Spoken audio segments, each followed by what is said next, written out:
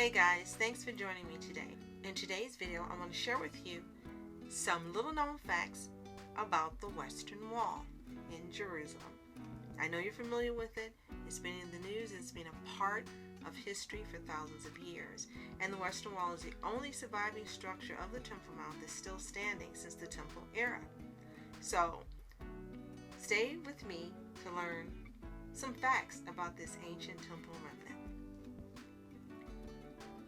Number 1, it was part of the Temple Mount. Now, it's commonly thought that the Western Wall was part of the Holy Temple, but according to experts, the Western Wall was a segment, not of the actual temple, but of the retaining wall surrounding the Temple Mount. And this wall was actually built by Herod the Great in 1st century BCE when he ambitiously expanded the Temple Mount and renovated the Second Temple. To learn more about this particular story, you can do some research online. It is actually quite interesting. Number 2, it was spared destruction by the Romans. Now, when the Holy Temple was destroyed by Rome in 70 CE, the Western Wall miraculously remained standing, and according to legend, the general assigned with tearing down the Western Wall chose to keep it, intending to showcase to future generations the greatness of the structure they had raised. Number 3, this wall survived due to a divine promise. Now, you can read in Song of Songs, quote, "Behold, he is standing behind our wall, looking from the windows, peering from the lattices." Now, the Midrash explains that the wall refers to the Western Wall. Now, why is this so? It's said because the Holy One, blessed be He, has taken an oath that it will never be destroyed. And it is refuted, it is stated that the divine presence never departed from the Western Wall. Number 4, the upper layers were added centuries later.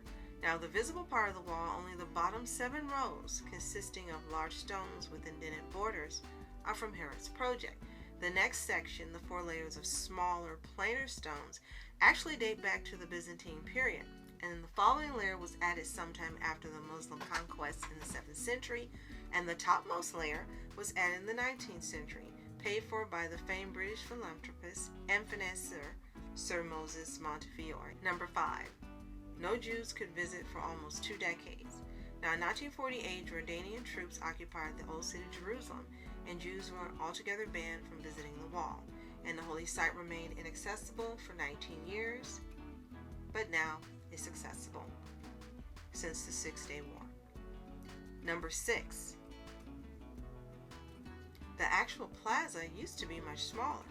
Now, before the 6-Day War, the accessible portion of the wall was limited to a 100-foot stretch of the massive wall, extending only about 10 feet wide.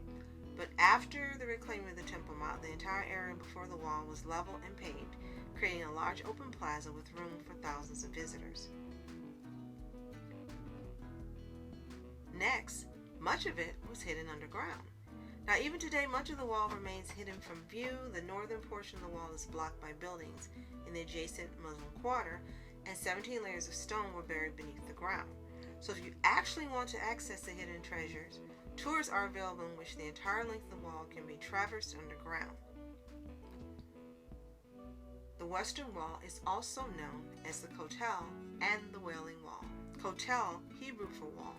The reason for the name Wailing Wall is that during the Christian rule of Jerusalem in the Byzantine period, from 324 to 638 CE, Jews were barred from entering Jerusalem except for 1 day a year, on the 9th of the Jewish month of Av, the day that the Holy Temple was destroyed. Now, on that day, Christian rulers would let the Jews visit the Temple Mount, where they would cry and mourn the destruction of the Holy Temple. Kotel is from the Hebrew word for wall.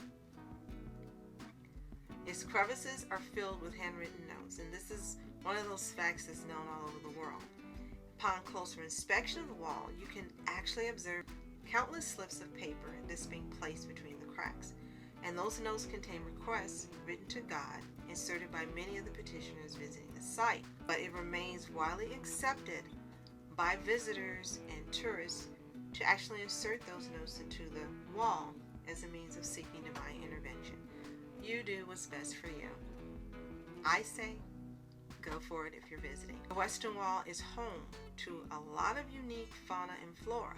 In addition to millions of human visitors, the wall provides habitat to various members of the plant and animal kingdoms. Several plants grow from between the rocks, including the ephedra, golden henbane, horsetail, knotgrass, and thorny caper.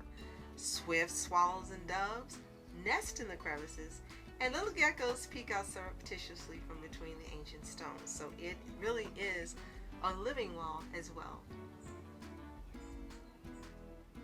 So how many of these facts did you know about the Western Wall?